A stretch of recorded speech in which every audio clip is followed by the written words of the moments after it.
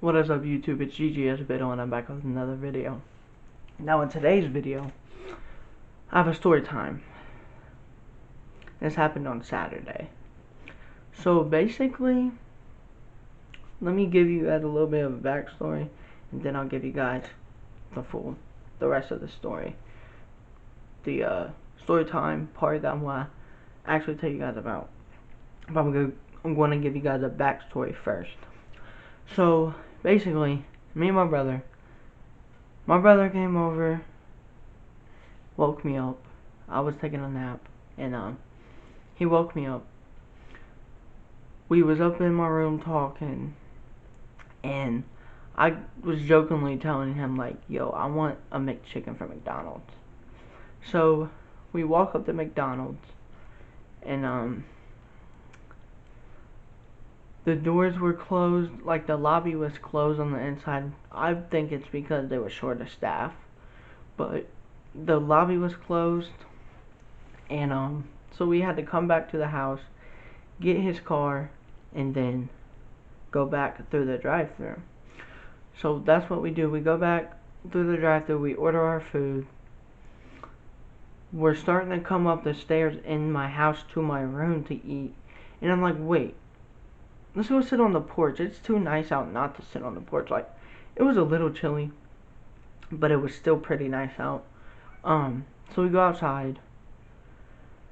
He eats my, I think it was crispy chicken sandwich. He had one of the new sandwiches that McDonald's has, and I looked at his sandwich, cause I had his, cause he ate mine on accident, and he goes, "Bruh, is that mine?" I'm like, "Yeah, it's one of the Cajun chicken sandwiches, I believe, or something like that. I don't remember exactly what it's called, but I ate his, he ate mine on accident. I ate his because he ate mine. I gave him some of his, though.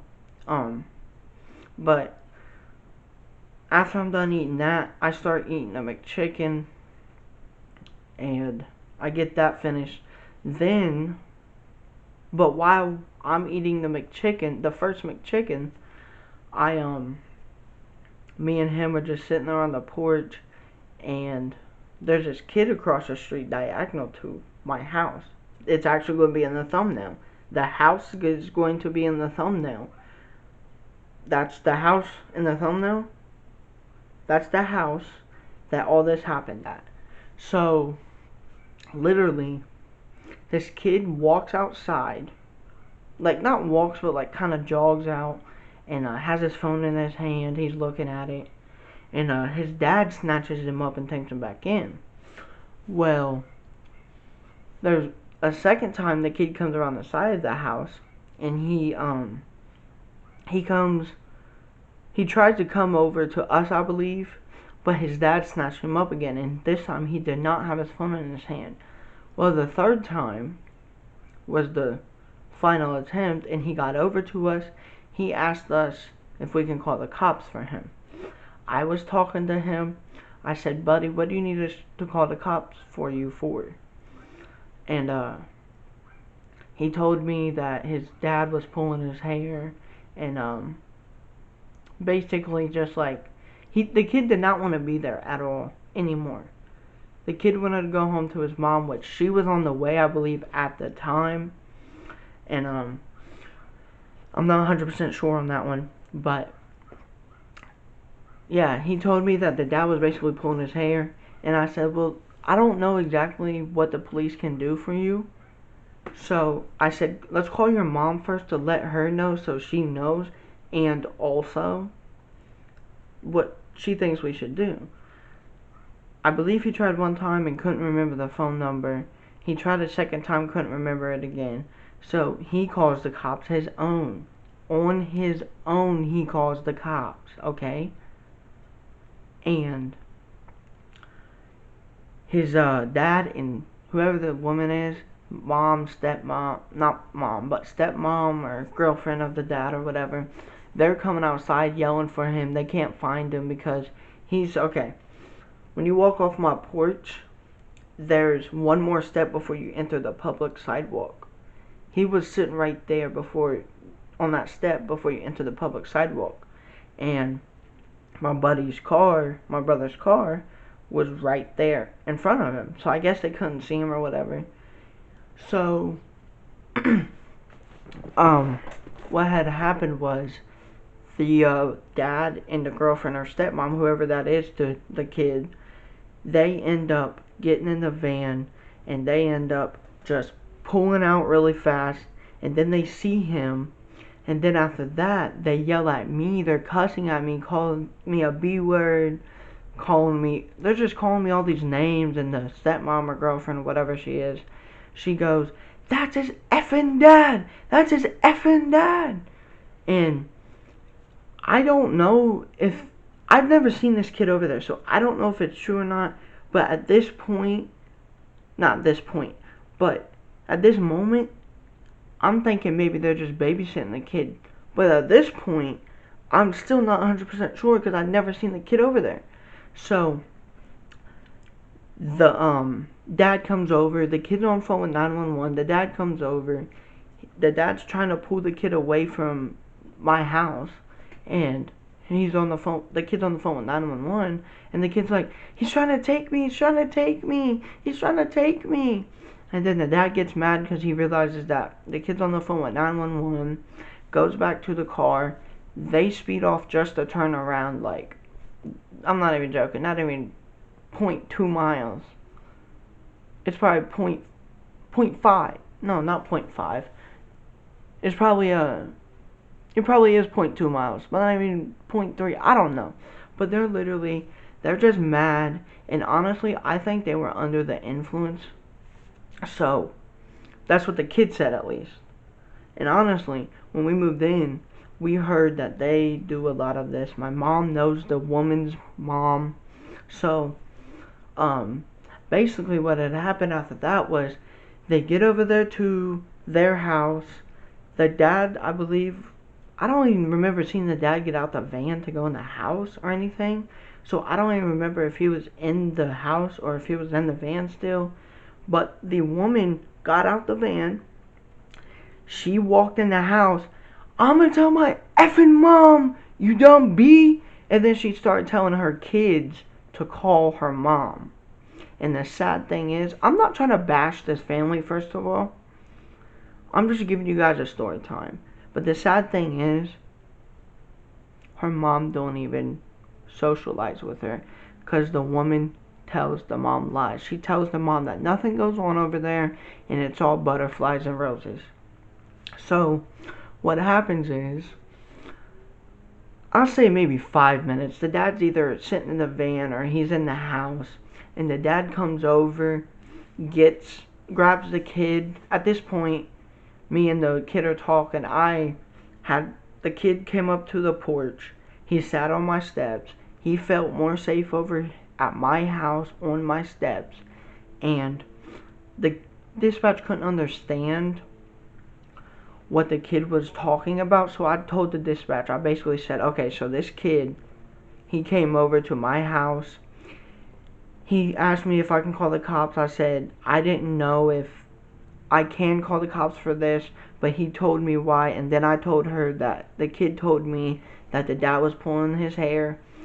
And I basically told the dispatch what the kid told me and what I felt was honestly like what I couldn't do and what I could do.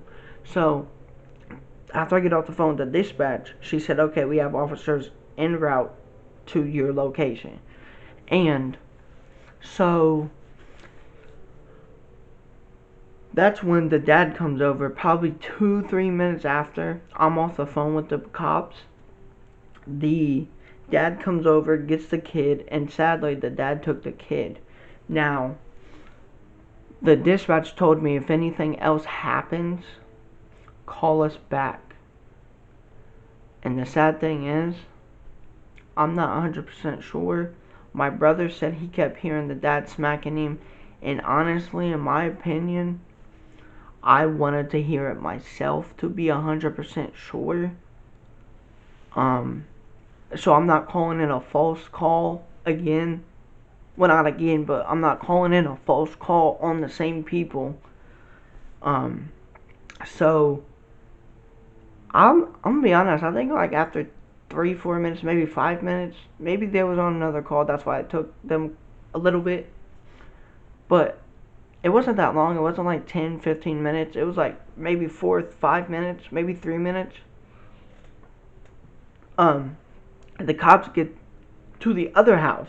The cops pull up to the other house. They never came over here to talk to me. They never did anything. So I I was confused. I was like, why are they not talking to me? As long as this kid gets away from this house and all this drama, I will be happy. And I would be happy, sadly, if the kid is not allowed to be back there until he's 18 or older, so he knows what's fully going on, so he can comprehend everything that's going on. Because this is still a kid. He was maybe 5 or 6, 7. I mean, he knows what's going on, but so he can comprehend everything on what he can do to defend himself. So, what happened after the cops left, they talked to the dad, they talked to the kid, the cops leave, they don't even talk to me at all. What had happened was the mom ended up coming, the mom gets there, she talks to the dad for quite a while, I believe it was the mom, and the dad's like, I'm not an alcoholic, and like you can tell in his tone he's lying. You can tell he's under the influence. But he's telling the mom all these lies and all this, and it was honestly crazy. So this happened Saturday of this past weekend. And honestly, I'm not going to say I've been in fear for my life. I've just been in fear that they're going to try to retaliate, and I'm going to have to defend myself in a certain way that I don't want to. But if I have to, I will. Oh yeah, and I forgot to say this. I don't know why I forgot it. It went in my brain on the left and came out the right. So what had happened when the dad came over, he tells me, he goes, I'm the legal guardian. I can take my son if I need to. And I said, sir, that is your right. You're the legal guardian. At this point, I'm believing him. And he is the legal guardian. I know now. At this point, I'm like, okay, he's a legal guardian. I said, sir, you have that right. And I can't do anything about you taking your son back. Sadly, as much as I wanted to, I can't. And then he said something, not even joking. I cannot remember the exact words, but he basically said to me that I'm kidnapping his son and made him call the cops. If you get this Ring doorbell camera that my neighbors have, you will most likely be able to see the kid coming to my house. I didn't go over there and say, hey kid, let's come over here and call the cops on your parents just for the fun of it. You know, I don't do that. I don't play like that. That's nothing to play about. So that's really what honestly got me worked up, and I lost my appetite for the rest of the night. I didn't eat nothing after that happened. I did not eat nothing. So yeah, that honestly set me off. Like, I was like, in my head, I'm like, I'm laughing in my head, but on my face, like, I'm a little upset because we never made him call the cops. Me and my brother never made him call the cops. He called the cops on his own. That's what honestly upset me. But, after the mom was talking to the dad, the mom went by my house, and she said thank you. I said you're welcome. So, honestly, I hope and pray that that kid will be safe at his mom's house until, like I said, he's 18 years or older. 18 years old or older to comprehend what he can do to defend himself, and so he can just comprehend everything that goes on, because honestly, no kid should go through that. Like I said, me and my brother both think they were under the influence because the kid was saying it. And he even admitted to the cops that he pulled the kid's hair. He said he went like this to the kid. He said, I didn't want to hurt him, but I need to discipline him. I don't believe it, honestly, because what we've heard when we first moved in, crazy. But, that's the end of this story time, guys. Hope you guys liked it. Don't forget to like, comment, subscribe, and turn on bell notifications so you know whenever I post. And drop the I'm putting the IG in the description of every video. And my reaction videos to my brother's music, if you would like me to react to your music and give you what I think is, basically react to it and tell you what I think you can change with your music in the future and all that, just hit me up on IG. Follow me on IG. It's always gonna be in the description of all my videos. So yeah, just hit me up on IG, send me the link, or send me your rap name and then where I can find you at, what streaming platforms I can find you on, and I'll look up your music and react to it one day. With that being said, I will see you guys in the next one.